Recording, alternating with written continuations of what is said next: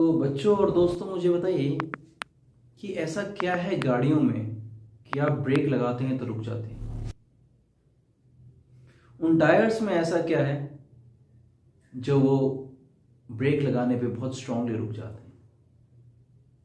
इन सवालों का जवाब दीजिए कि क्यों आईसी रोड पे सॉडस्ट डाला जाता होगा। यस, आपका आंसर बहुत करीब है जो मैं चाह रहा हूं। उससे पहले इस चीज को एक्सपीरियंस करते हैं। ये हाथ लीजिए, हथेलियां आपकी ऐसे हैं। अभी हथेलियां गर्म नहीं है। You can touch on your cheeks, you will feel that it is not that warm. Let's rub it together and experience something beautiful today, and which will certainly release your stress at times. So we'll rub this up, and you also do it, and then feel it. But you also felt the warmth. Now my question arises: what made this palm warm? Why it is not warm when it is not sliding each other? Yes, to all my questions, the answer is one, that is friction.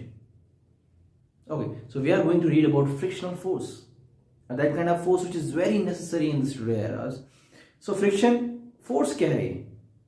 ये क्या करती है, किसको रोकती है, किसको बढ़ाती है? बहुत ही दिलचस्प है। तो फ्रिक्शन एक ऐसी फोर्स है, सर्टेनली अभी ये रब होने पे भी फ्रिक्शन है, ना होने पे भी फ्रिक्शन है। उसको हम डिटेल में पढ़ेंगे आगे, इसको सिंपल रखते हैं। जब ये रब हो रहा है तो फ्रिक्शन है, ना हो रहा है तो भी फ्रिक्शन है। तो फ्रिक्शन एक ऐसी फोर्स है और एक ऐसा रेजिस्टेंस है जो एक रिलेटिव मोशन को रोकता है। ओके, एक रिलेटिव मोशन को रोकता है और वो इरेगुलरिटीज पे जन्म लेता है।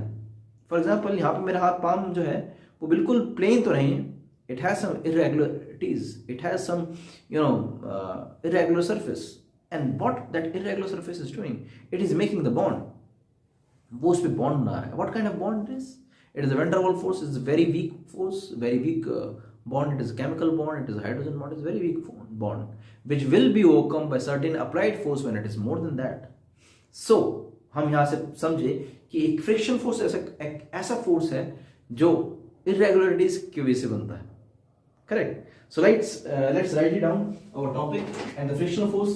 Today's topic is, I hope it is visible, frictional force. Friction. क्या है ये friction? Friction. So our topic is friction. We can write the topic here. If you are able to see it, yes. The topic is friction.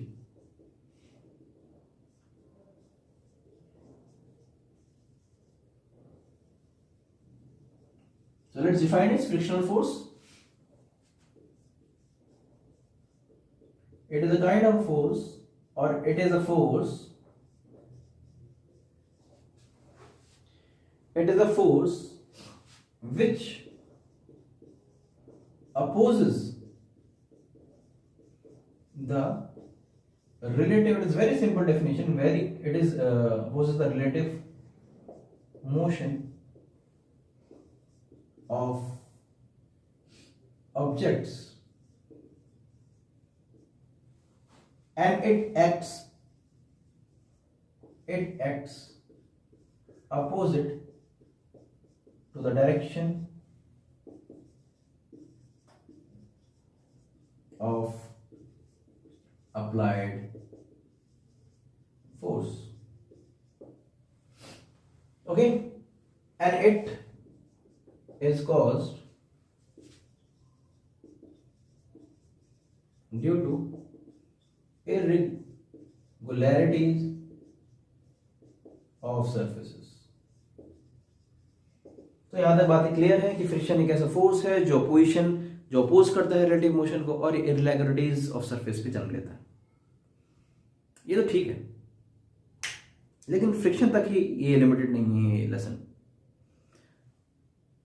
क्या ये जब हाथ हम slide कर रहे थे तो क्या इस पे भी कोई फ्रिक्शन था? यस, इस पे भी एक फ्रिक्शन था। और जब हम स्लाइड कर रहे हैं तब गर्म हो रहा है, तब भी फ्रिक्शन है।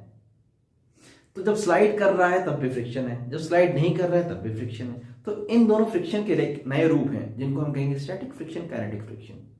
ओके, तो स्टैटिक फ्रिक्शन के बारे में भी जानेंगे और काइनेटिक फ्रिक्शन के बारे में भी जानेंगे। तो फ्रिक्शन को डिफाइन करते हैं। फ्रिक्शन अभी जब हमने पढ़ लिया तो फ्रिक्शन अब हमारा दो रूप में डिवाइड होगा। एक स्टैटिक फ्रिक्शन जिसी के अंदर उसी के अंदर एक लिमिटिंग फ्रिक्शन भी आता है जो हम पढ़ेंगे। काइनेटिक फ्रिक्शन और स्लाइडिंग फ्रिक्शन,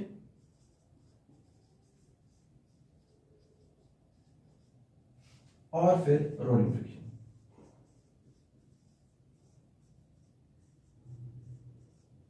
ओके, और स्टैटिक फ्रिक्शन को डिफाइन करते हैं। फॉर एग्जांपल, ये डस्टर जो है ये अपनी जगह से मूव नहीं कर रहा है, मैं फोर्स लगा रहा हूं, कुछ फोर्स लगाने पे मूव नहीं कर रहा है। मान लो 5 न्यूटन तक लगाते हैं, ठीक है, 1 2 3, मूव नहीं कर रहा है, मूव नहीं कर रहा है, मूव नहीं कर रहा है।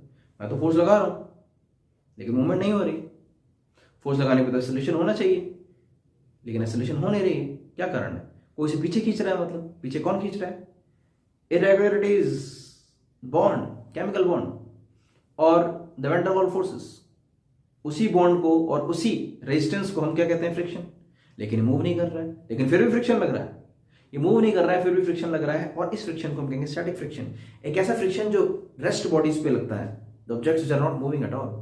Friction force which acts on a rest bodies और object which is not moving, और it prevents it from moving, वो प्रिवेंट करता है मूविंग करने से। And it always acts same direction, opposite direction, it will again acts on opposite direction. For example, ram is pushing there, okay, this side, so something is certainly be pushed, pulling it here, that's why it is not able to move। तभी move नहीं कर पा रहे, क्योंकि अगर कोई इधर धक्का दे रहा है तो कोई खींच रहा होगा ना, वो खींचने वाली फोर्स दिख नहीं रही क्योंकि बॉन्ड पे सरफेस पे बनी हुई है, और उस फोर्स को हम स्टैटिक फ्रिक्शन कहेंगे, और उस फोर्स को हम स्टैटिक फ्रिक्शन कहेंगे क्योंकि वो स्टैटिक मतलब होता है रुका हुआ, stationary, static, dynamic, moving, versatile, different चीज। लेकिन स्टैटिक जो है मूव नहीं कर रहा, जो मूव नहीं कर रहा उस पर हम स्टैटिक फ्रिक्शन ही लगाते हैं। और जैसे ये स्लाइड करने लग जाए, 5 के बाद 6 हो जाए या 5.5 हो जाए या 5.1 हो जाए, तब यहाँ पे स्टैटिक फ्रिक्शन अपना रूप बदल लेता है। कई रूप है हमने देखा, और काइनेटिक फ्रिक्शन और स्लाइडिंग फ्रिक्शन को जन्म देता है, ठीक है। हालांकि फ्रिक्शन फोर्स ये उसके अलग अलग रूप है। ये फ्रिक्शन के एलोट्रोप्स कह सकते हैं आप, जैसे कार्बन में एलोट्रोप्स होते हैं, कार्बन के अलग अलग allotropes, diamond, graphite, fullerene, buckminster fullerene, तो ऐसे भी आप इसके एलोट्रोप्स पढ़ सकते हैं। नाउ स्टैटिक फ्रिक्शन को डिफाइन करें। यहां तक बातें क्लियर हैं कि भाई रुकी हुई ऑब्जेक्ट पे फ्रिक्शन फोर्स लग रहा है क्योंकि मूव नहीं कर रहा है फोर्स लगाने पर भी। अब ऐसे फ्रिक्शन फोर्स को क्या कहेंगे? स्टैटिक फ्रिक्शन कहेंगे, क्योंकि रुकी हुई ऑब्जेक्ट पे लग रहा है। क्या कर रहा है? रोक रहा है। It prevents it from moving. Now what is it is doing? It is acting in opposite direction. अगर मैं यहां लगा रहा हूं तो कुछ पीछे खींच रहा होगा तब मूव नहीं कर रहा है। It acts in the opposite direction and it counter balances it, मतलब काउंटर बैलेंस करता है। अगर 1 लगाया तो 1 पीछे खींच रहा है, 2 लगाया तो 2 पीछे खींच रहा है, 3 तभी तो मूव नहीं कर रहा है। What we have learned, Newton's first law says that an object is at the position or the state of the rest or the motion until unless any external unbalanced force is applied on it। जब तक इस पे unbalanced force apply नहीं होगा move नहीं करेगा। लगाया यानी बैलेंस फोर्स लग रहा है। कौन बैलेंस लगा रहा है? स्टैटिक फ्रिक्शन लगा रहा है इस पे बैलेंस। तो इसे बैलेंस करने वाला कौन है? Static friction. तो स्टैटिक फ्रिक्शन को डिफाइन करते हैं। ओके, तो स्टैटिक फ्रिक्शन को हम डिफाइन करते हैं। सो यहां लिख लेते हैं static friction, this kind of force which acts on a stationary object which are not moving, and it prevents it from moving,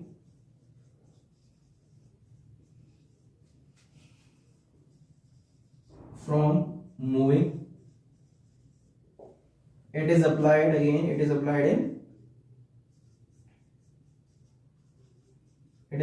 opposite direction,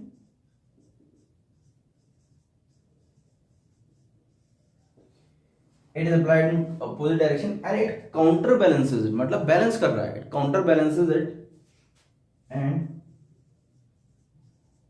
it counterbalances the applied force until it exceeds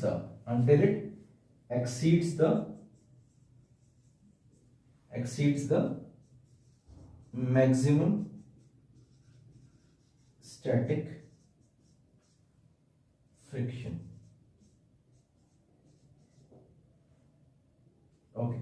Kind of force which acts on a stationary object and prevents it from moving. It is applied in opposite direction and it counterbalances the applied force until it exceeds its maximum form. अपनी maximum form तक अगर वो exceed कर जाए,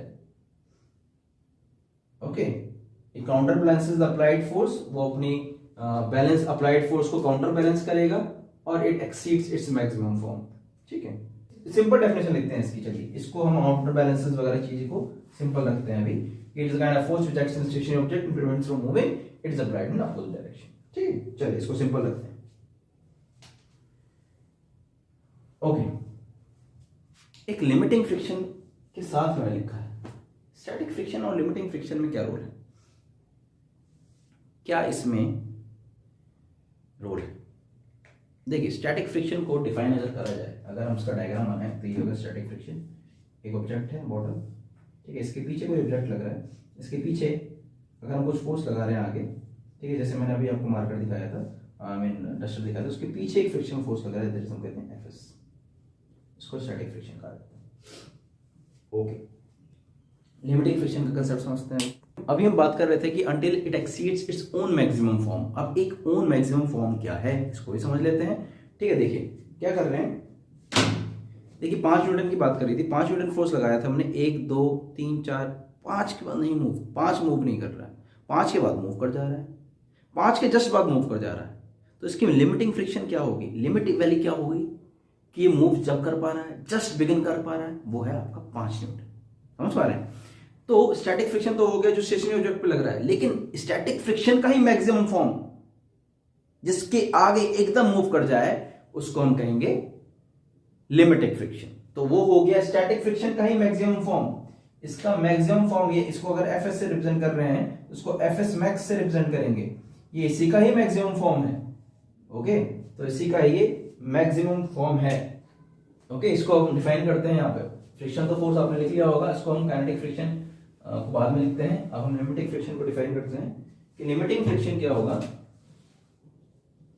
limiting friction, I think आपको नहीं दिख रहा होगा, कलर चेंज कर देते हैं. हाँ, limiting friction, it is the maximum, it is the maximum static friction, it is a maximum static friction which is applied between, थोड़ा बड़ा बड़ा लिखते हैं सबको दिख जाए, between the surface of contact, between the surface of contact just before the object starts to move. ठीक है, ये बहुत सिंपल डेफिनेशन है, इसमें टेक्निकल टर्म्स को यूज नहीं किया गया है. ठीक है, it's a very simple definition. It is a maximum static friction which is applied between the surface of the contact just before the object starts to move. ठीक है, तो आप समझिए स्टैटिक फ्रिक्शन एक क्या है, इसका रूप क्या है. अगर हम इसको डायग्राम बनाए ऐसा, अगर इसको हम डायग्राम इधर बनाते हैं तो यहाँ पे क्या हो रहा है, यहाँ पे एक फ्रिक्शनल फोर्स, एक फोर्स अप्लाई कर रहे हैं. अभी तो मूव कर नहीं रहा है, तो इस पे मैक्सिमम फोर्स जो लगाया हमने, अगर फ्रिक्शनल फोर्स लगाया इस पे, अगर मान लो 5 न्यूटन के आगे ही मूव कर पा रहा है. ठीक है, ये इस पे हमने 1 न्यूटन लगाया, 2 न्यूटन लगाया, 3 न्यूटन लगाया, 4 न्यूटन लगाया, 5 न्यूटन के आगे मूव कर पा रहा है, तो एफएस जो मैक्स है वो है 5 न्यूटन. और इसको ही हम क्या कहेंगे, इसको कहेंगे लिमिटिंग फ्रिक्शन. क्या कहेंगे, लिमिटिंग फ्रिक्शन, क्योंकि ये स्टैटिक फ्रिक्शन का मैक्सिमम रूप. अच्छा जी, अब जब हमने स्टैटिक की बात कर ली, लिमिटिंग की बात कर ली, तो हम काइनेटिक की भी बात कर लेते हैं. अब क्या स्टैटिक फ्रिक्शन समझ गया कि भाई रेस्ट वाले ऑब्जेक्ट पे लगता है, एक मैक्सिमम फॉर्म स्टैटिक फ्रिक्शन का लिमिटिंग फ्रिक्शन हो गया. अब काइनेटिक फ्रिक्शन क्या होगा, काइनेटिक फ्रिक्शन अब क्या बचा, अभी ऑब्जेक्ट था, ऑब्जेक्ट जस्ट बिगिन, जैसे स्टेशन पे अगर गाड़ी है, ट्रेन है, ट्रेन रुकी हुई है, ट्रेन जस्ट बिगिन, सायरन दे रही है, जस्ट बिगिन टू मूव करने वाली। अब उसके बाद क्या करेगी, ट्रेन चलेगी। अब ट्रेन चलेगी तो पीछे कुछ फ्रिक्शन लगेगा उनके टायर्स में, हालांकि वो तो रोलिंग फ्रिक्शन में आ जाएगा, लेकिन मैं एक ऑब्जेक्ट बता रहा हूँ, एक सिनेरियो दे रहा हूँ आपको कि अगर जब कोई चीज चलने लग जाए, जैसे कोई भी चीज मूव कर रही है अगर, ठीक है, यहाँ से अगर मैंने कोई चीज थ्रो कर दिया नीचे ऐसे, तो उसमें चलते चलते चलते चलते भी कोई फ्रिक्शन लगेगा और उसको हम कहेंगे काइनेटिक फ्रिक्शन। ऑब्जेक्ट अभी तक रुका हुआ था, ओके, ऑब्जेक्ट रुका था, हमने फोर्स लगाया 1 2 न्यूटन, 3 4 5 पे जस्ट आगे निकाला तो मूव कर दिया, 5 तक लगाते लगाते मैक्सिमम फॉर्म हो गया, उसको हम कहेंगे लिमिटिंग फ्रिक्शन। लेकिन उसके आगे जैसे ही हमने करा तो वो हो गया काइनेटिक फ्रिक्शन। अब स्लाइड करने लग गया ऑब्जेक्ट। सो इसको डिफाइन करते हैं, क्या कहेंगे इसे? काइनेटिक फ्रिक्शन को डिफाइन करने का तरीका यही है, kinetic friction is kind of a force और it is a resistance which is applied or acted on objects which are sliding or moving। तो उसको हम डिफाइन कर लेते हैं, ये आपने नोट कर लिया होगा, तो इसको हम थोड़ा सा हटा के आगे हम इधर काइनेटिक फ्रिक्शन लिख लेते हैं, kinetic friction.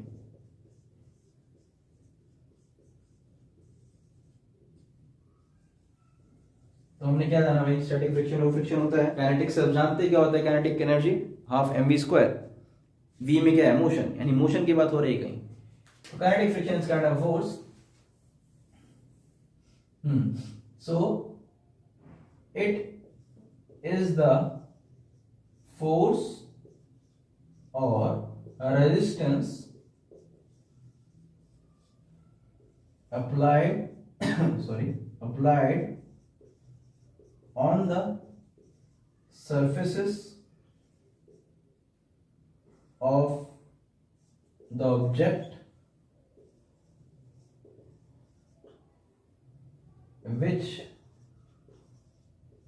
is sliding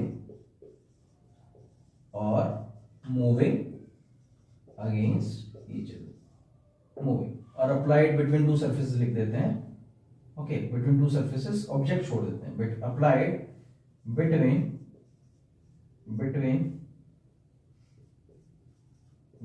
two surfaces, okay, two surfaces, okay, which is sliding over each other, or the object is moving, or the object is moving। अगर ऑब्जेक्ट की बात करें, अगर ऑब्जेक्ट मूव कर रहा है किसी सरफेस पे, अगर ऑब्जेक्ट मूव कर रहा है किसी सरफेस पे तो उसमें काइनेटिक फ्रिक्शन लगेगा। अगर वो स्लाइड कर गए, ठीक है, अगर वो स्लाइड कर गए तो उसमें भी काइनेटिक फ्रिक्शन लगेगा। स्टैटिक फ्रिक्शन एक फ्रिक्शन जो एक रेस्ट वाली बॉडीज पे लगता है, काइनेटिक फ्रिक्शन एक ऐसा फ्रिक्शन जो मूविंग बॉडी पे लगता है, और लिमिटिंग फ्रिक्शन स्टैटिक का एक maximum form. Okay, now the question arises, if you have understood kinetic friction, limiting friction and static friction, the question arises why static friction is called self adjusting force। static friction एक ऐसा है, ठीक है, अभी मैंने पढ़ा कि 1 Newton डाल रहा है तो मूव नहीं कर रहा है, 2 न्यूटन डाल रहे हैं तब भी मूव नहीं कर रहा है, 3 न्यूटन डाल रहे हैं तब भी मूव नहीं कर रहा है, 4 पे भी मूव नहीं कर रहा है। तो मतलब 4 डाला तो मूव नहीं कर रहा, 2 डाला फिर भी मूव नहीं कर रहा, 1 डाला तब भी मूव नहीं कर रहा है, तो कुछ एडजस्ट नहीं कर रहा है। जब डिक्रीज कर रहे हैं तो पीछे भी डिक्रीज फोर्स लगा रहे हैं, जब इंक्रीज कर रहे हैं तो फिर भी इंक्रीज लगा रहे हैं। तो सेल्फ एडजस्टिंग फोर्स क्यों है, हालांकि डेफिनेशन लिख दी है, अब आप इस चीज को समझेंगे, ठीक है, आप लिख सकते हैं अपने आप कि static friction self adjusting force because it adjust the applied force, it adjust on the applied force, और इट इंक्रीजेस और डिक्रीजेस, ठीक है, on the basis of the applied force until it reaches to a certain maximum point। Maximum point क्या होगा, limiting friction, और limiting friction के पहुंचते क्या होगा, वो स्लाइड करेगा, क्या करेगा, स्लाइड करेगा। अब बताइए कि अब एक स्टैटिक फ्रिक्शन बड़ा होगा या काइनेटिक फ्रिक्शन। अब चीज को सोचिए, अब इस चीज को सोचिए, मान लीजिए ये ऑब्जेक्ट चल रहा है, ठीक है, ये ऑब्जेक्ट इस पे चल रहा है मेरे हाथों पे, इसको बस मान लो, और चलिए ये ऑब्जेक्ट ही जो है इस सरफेस पे स्लाइड कर रहा है, ओके, रुकिए, अब यहां पे फ्रिक्शनल फोर्स है, अब बोलेंगे नहीं, बिल्कुल है फ्रिक्शनल फोर्स है, मूव नहीं कर रहा है, कौन मूव नहीं करने दे रहा है, फ्रिक्शनल फोर्स। अब लग रहा है तब भी फ्रिक्शनल फोर्स है, लग रहा है तब भी फ्रिक्शनल फोर्स है। क्या फ्रिक्शनल फोर्स यहां ज्यादा थी जब ऑब्जेक्ट मूव कर रहा है, या फ्रिक्शनल फोर्स यहां ज्यादा है जब ऑब्जेक्ट रेस्ट पे है? खुद सोचिए। अगर ऑब्जेक्ट रेस्ट पे ही है तो फ्रिक्शनल फोर्स अगर ज्यादा मैक्सिमम कब होगा? सोचिए, फ्रिक्शनल फोर्स ज्यादा कौन सा होगा, स्टैटिक या काइनेटिक? अब ऑब्जेक्ट रेस्ट पे, रुक कौन रहा है? बॉन्ड। ओके, रुक कौन रहा है? बॉन्ड। बॉन्ड कब स्ट्रांग है? जब रुका हुआ है या मूव कर रहा है। रुके हुए को क्या कहेंगे? फ्रिक्शन। और जो मूव कर रहा है उसमें बॉन्ड वीक होगा। रुके हुए सरफेस पे जो बॉन्ड बन रहा है वो फ्रिक्शनल फोर्स है, और फ्रिक्शनल फोर्स को हम क्या कहते हैं? Static friction. अब ये चल रहा है तो बॉन्ड वीक हो गया, बॉन्ड वीक हो गया मतलब फ्रिक्शन वीक हो गया, फ्रिक्शन में वीक हो गया तभी तो वो चल रहा है। फ्रिक्शन अगर यहाँ पे रखा है, फ्रिक्शन अगर स्ट्रांग है तभी तो रुका हुआ है।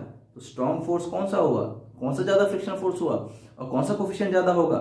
स्टैटिक फ्रिक्शन है काइनेटिक का? होगा स्टैटिक फ्रिक्शन का। तो हमेशा याद रखिए स्टैटिक फ्रिक्शन आपका हमेशा ज्यादा होता है, Fs is greater than Fk। तो इसका एक ग्राफ बनाते हैं बहुत बढ़िया सा, यहां से आपको दिख रहा होगा बिल्कुल अच्छे से। ये हम बना देते हैं यहाँ पे अप्लाइड फोर्स, नीचे है आपका अप्लाइड फोर्स और यहाँ फ्रिक्शनल फोर्स। हमने जाना कि स्टैटिक फ्रिक्शन फ्रिक्शनल फोर्स से ज्यादा होता है, और स्टैटिक का ही सबसे मैक्सिमम रूप जो हमने पढ़ा Fs max वो क्या होता है? वो होता है लिमिटिंग फ्रिक्शन। तो एक चीज बताइए कि अगर हम उस सरफेस पे, एक चीज बताइए अगर हम सरफेस पे स्लाइड कर रहे तो एक कर रहे हैं तो एक बढ़ रहा है, एक कर रहे हैं तो एक पीछे लग रहा है, दो कर रहे हैं दो, तीन तो तीन, तो एक लीनियरली इंक्रीजिंग ग्राफ बनेगा, फिर एक मैक्सिमम पॉइंट पे पहुंचेगा। ठीक है, मैक्सिमम पॉइंट यानी क्या? Limiting friction Fs max। उसके बाद हमने पढ़ा कि जब मूव करेगा तो बॉन्ड कमजोर होंगे यानी फ्रिक्शन कमजोर होगा, और उस पर जो फ्रिक्शन कमजोर हो रहा है वो है काइनेटिक फ्रिक्शन। तो एक जगह पॉइंट पे पहुंचे, मैक्सिमम हुए और फिर थोड़ा डिक्रीज हो गए, तो काइनेटिक फ्रिक्शन क्या हो रहा है? डिक्रीज हो रहा है। समझ गए? तो उसको ड्रॉ करते हैं जी। ये ऐसे कुछ बनेगा, एक पॉइंट पे थोड़ा सा हम्प बनेगा इसका मैक्सिमम, और फिर थोड़ा सा डिक्रीज हो जाएगा। ठीक है, आगे वो डिपेंड करता है कि कहां तक ले जा रहे हैं हम। ये फ्रिक्शनल फोर्स है, ये स्टैटिक फ्रिक्शनल फोर्स है, this static friction, this point is limiting friction maximum,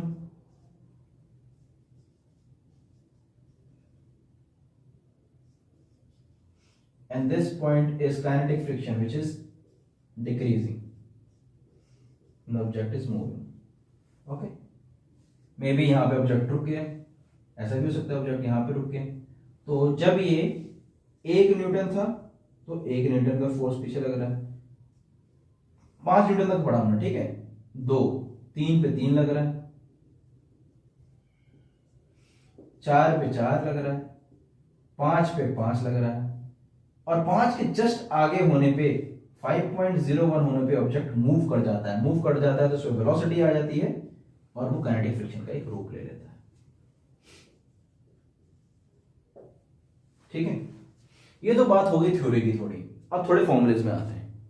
ठीक है, अभी आपने पढ़ लिया कि स्टैटिक फ्रिक्शन का क्लियर है कि स्टैटिक फ्रिक्शन एक ऐसा फ्रिक्शन जो आपके स्टेशनरी ऑब्जेक्ट पे लगता है, धीरे धीरे मैक्सिमम पहुंचता है, मैक्सिमम पे लिमिटिंग फ्रिक्शन, और मूव करने लगता है काइनेटिक फ्रिक्शन। यहां तक आपको थ्योरी बिल्कुल अच्छे से समझ में आ गई है। अब हम बात करेंगे कि इसका फॉर्मूला क्या होता है, इसको कैसे डिराइव करें फॉर्मूले को। अब इसके लिए हम एक चीज बना लेते हैं, ये ब्लॉक है, इस पे आप जानते हैं एक फोर्स लगती है नीचे की ओर mg, न्यूटन थर्ड लॉ से every action is an equal and opposite reaction. अगर ऑब्जेक्ट मूव नहीं कर रहा है तो उतना ही फोर्स लगेगा, mg नीचे तो ऊपर भी mg। उसको हम कहते क्या है? उसको हम कहते हैं एक नॉर्मल फोर्स, ऊपर फोर्स लगे जो कि आपका r होता है mg के बराबर। चलिए अब इसके और डिटेल में समझ लेते हैं। क्या फ्रिक्शनल फोर्स इन दोनों फोर्सेस पे डिपेंडेंट है? Let's see. ये रुका हुआ है, बॉन्ड स्ट्रॉन्ग है, मूव नहीं कर पा रहा है, चल रहा है तब भी कर रहा है। अब इस पे फोर्स कौन कौन से एक्ट हो रही है अभी देखिए। अब इरेगुलरिटीज को माइक्रोस्कोपिकली इमेजिन करें, इरेगुलरिटीज ऑफ द सर्फेसेस। ठीक है, इसको अगर इसको हम जूम करना है, इसको जूम कर देते हैं। जूम करने पे हमें कुछ ऐसा दिखेगा, इरेगुलरिटीज ऑफ सरफेस। यहाँ पे बॉन्ड बन गया, ठीक है जी, बॉन्ड बन गया। अच्छा, बॉन्ड बन गया, इसको मैंने अगर दबा दिया तो ये ऊपर से और दबा दिया मैंने, मान लो, ठीक है। दबाने पे क्या हो रहा है, दबाने पे इसका बॉन्ड प्रेस हो रहा है, मॉलिक्यूल्स प्रेस हो रहे हैं, इंटरेक्शन प्रेस हो रहा है, बॉन्ड स्ट्रांग हो रहा है, यानी फ्रिक्शन स्ट्रांग हो रहा है। तो फ्रिक्शन किस पे डिपेंड हो गया, फोर्स, ऊपर वाला फोर्स, और ऊपर वाला फोर्स नीचे वाले फोर्स के बराबर होगा रिएक्शन। तो मैं कह सकता हूं यानी mg या n के बराबर होगा फ्रिक्शनल फोर्स, लग रहा है फ्रिक्शन डिपेंडेंट हो रहा है n के बराबर। तो हम कह सकते हैं फ्रिक्शन या तो mg के डायरेक्टली, mg तो नीचे लग रहा है, ठीक है, ऊपर वाली फोर्स को मान लेते हैं, mg को भी मान सकते हैं आप, ऐसे कोई दिक्कत नहीं है, लेकिन we will take the normal force. Okay, हम नॉर्मल फोर्स को लेते हैं, ठीक है, क्योंकि सरफेस ऊपर फेंक रहा है तो हम इसके नॉर्मल फोर्स को हम लेंगे। हालांकि नॉर्मल फोर्स ही mg के बराबर है तो mg भी लास्ट में ले सकते हैं आप। तो आप फ्रिक्शन फोर्स जो है आपको डायरेक्टली प्रोपोर्शनल स्टैटिक फ्रिक्शन अगर है तो नॉर्मल के बराबर, आर के बराबर। इसको अगर हम कोफिशिएंट हटा देते हैं, अगर कोफिशिएंट हटा देते हैं तो आपके पास आता है क्या, एक क्या आता है, एक कोफिशिएंट आता है। Okay, that is called coefficient of friction, Fs is equal to mu R. ठीक है, चलिए F is equal to mu R, और म्यू डिपेंड करता है सरफेस टू सरफेस और डिफरेंट सरफेस पे डिपेंड करता है। स्टील टू स्टील 0.6 होता है, कॉपर टू कॉपर 1.26 होता है। तो डिफरेंट सरफेस पे स्टैटिक फ्रिक्शन और स्लाइडिंग फ्रिक्शन अलग अलग होता है, मटेरियल पे डिपेंड करता है, ठीक। Okay, now we will do one question based on this application. अब एक क्वेश्चन कर लेते हैं, ये डायग्राम बता नहीं रहा हूं, बहुत बढ़िया बना है, तो एक क्वेश्चन कर लेते हैं। अब एक चीज है, एक आपको बहुत बेहतरीन डायग्राम बना के दिखाएंगे। ये देखिए, अभी तक तो अब ये पढ़ रहे हैं कि फॉर्मूला ऐसा बन गया है, अब इंक्लाइंड पे आ गए हम, ठीक है। यहाँ पे दिख रहा है आपको बोर्ड पे, हाँ जी दिख रहा है। तो यहाँ पे ऑब्जेक्ट ऐसा रखा है,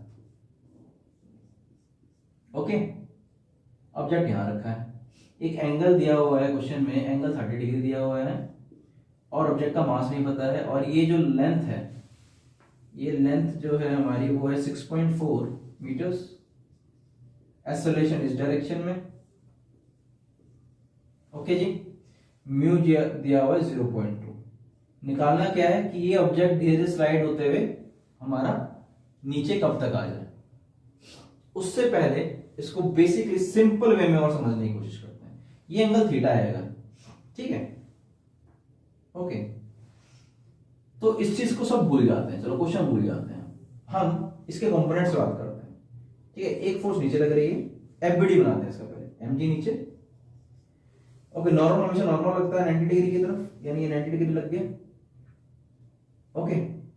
ये अगर इक्वल एंड अपोजिट तो होगा नहीं, तो सॉरी, इसके अगर ये ऊपर लग रहा है तो नीचे भी कोई फोर्स लगेगा, वो फोर्स अभी हमें पता नहीं है क्या है, उसको रिजॉल्व करना पड़ेगा। अब रिजॉल्व करें, रिजॉल्व करते हैं जी, ओके। तो रिजॉल्व किया जाए, ये 30 डिग्री है तो ये 90 डिग्री है, दिख रहा है आपको। तो ये डिग्री कितना हो गया, 90 माइनस, सॉरी इसको 30 डिग्री अभी नहीं मानते हैं, इसको भी अभी हमने थीटा माना हुआ है, ठीक है। अभी क्वेश्चन नहीं कर रहे हैं, थीटा मानते हैं। 90 माइनस थीटा हो जाएगा, करके देखें कैसे। देखिए इसको सॉल्व करते हैं, अभी कैसे होगा ये, जरा सॉल्व कर लिया जाए।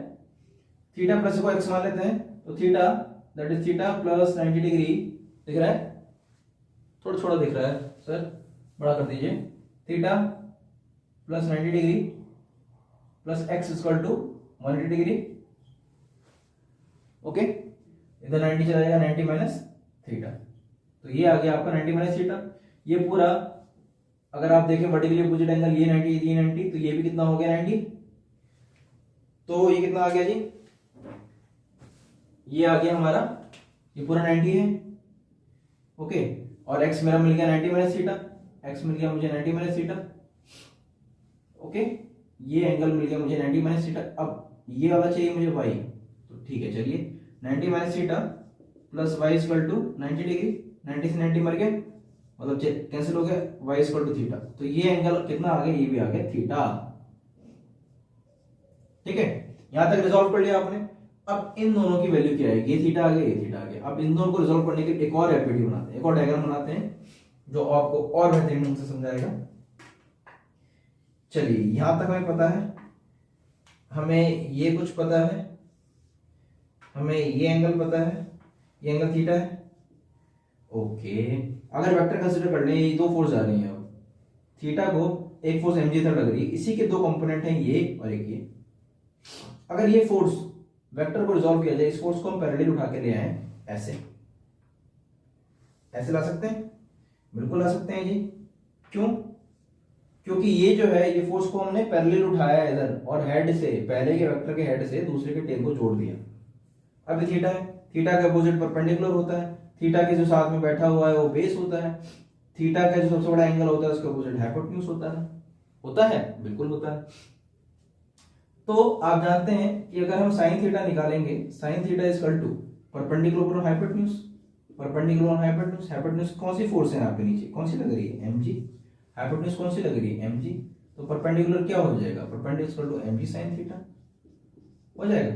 cos थीटा की बात करें जाए, cos theta is equal to base upon hypotenuse, base upon hypotenuse, hypotenuse क्या लग रहा है, mg, तो base is equal to mg cos theta, यानी ये वाला बेस था हमारा और ये परपेंडिकुलर था, तो ये वाला बेस था तो ये आगे mg cos थीटा और ये आगे mg sin थीटा। बहुत आसान, बहुत सिंपल ढंग से आप समझ चुके हैं।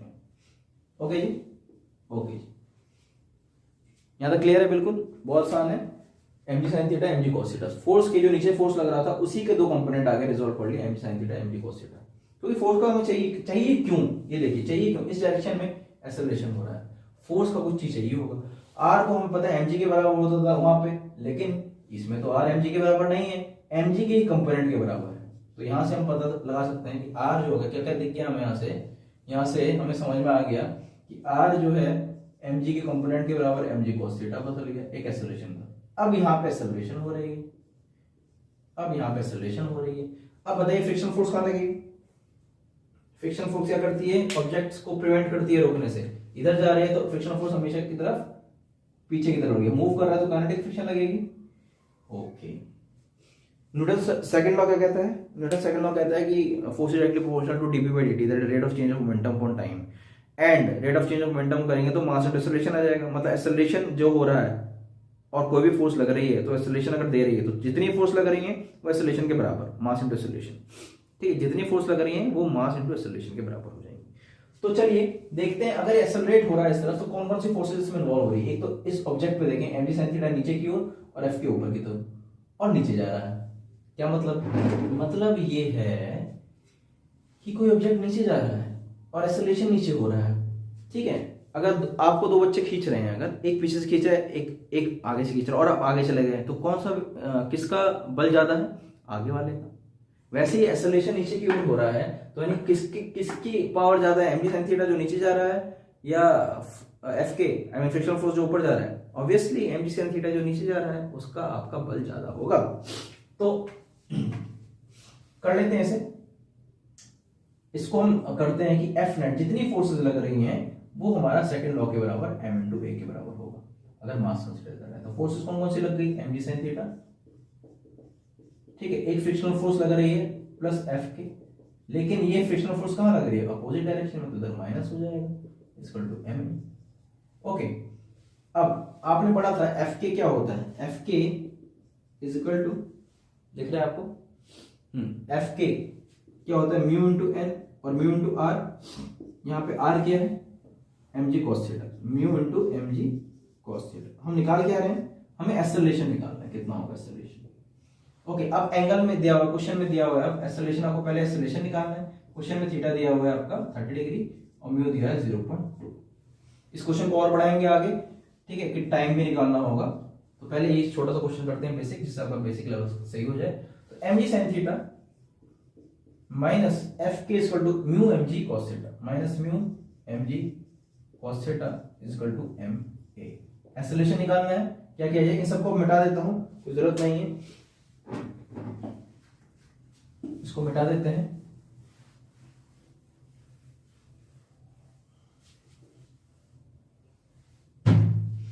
ओके, यहां से m कॉमन ले लें, m कॉमन ले लें, g sin theta minus mu g cos theta equal to m a, m से m cancel, g equal to, g की वैल्यू भी दे देते हैं, चलो g की value 10 metre per second square, क्या हो जाएगा 10 इंटू साइन 30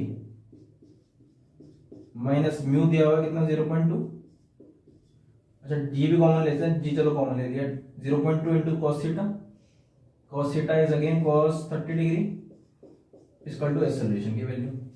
चलिए 10 मल्टीप्लाई कर देते हैं, sin 30 equal to 1/2 minus 0.2 into cos 30 equal to √3/2 equal to 8। चलिए एक और चीज देते हैं, √3 की वैल्यू 1.73।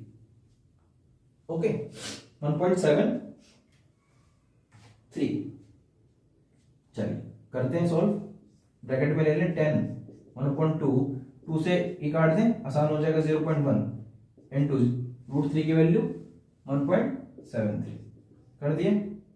एक्सेलरेशन ओके, इसको सॉल्व कर दे 1 की मल्टीप्लाई हो रहा है लेकिन पॉइंट आगे आ जाएगा और कुछ होगा नहीं। 1/2 को 0.5 लिख दें, पॉइंट में आंसर आ जाएगा। 10 multiply by 0.5 minus 0.173 equal to acceleration. बहुत करीब है आंसर के। 0.5 से माइनस कर देते हैं, 0.5 से 0.17 को माइनस करते हैं, ये आ गया 3, 4 में से बन गया 3, 0.33। ओके चलिए हम 3 को नहीं ले रहे हैं, 2 तक लिमिट करते हैं। 10 मल्टीप्लाई बाय 0.33 एक्सेलरेशन यानी 3.3 एक्सेलरेशन आ गया आपको, और 3.3 metre per second square. Okay यहां तक एक्सेलरेशन आ गया। क्वेश्चन में थोड़ा सा और ट्विस्ट है, क्या है, अगर हम इंक्लाइंड की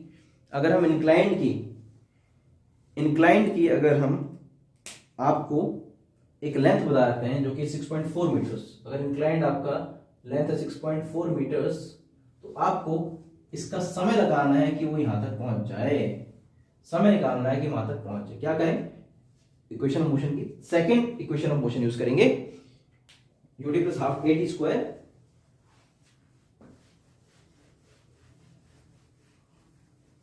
तो second equation of motion use करते हैं, s इक्वल टू, हमें क्या निकालना है, टाइम निकालना है, ठीक है जी। s equal to ut plus half at square. अब देखिए जब पहले शुरुआत में तो मूव नहीं कर रहा था, इनिशियल वेलोसिटी कुछ नहीं है, पहले कुछ नहीं था स्लाइड करने से पहले, तो ये 0 हो जाएगा। ये सबसे शुरू में कुछ नहीं था जब ऑब्जेक्ट रखा ही हुआ था।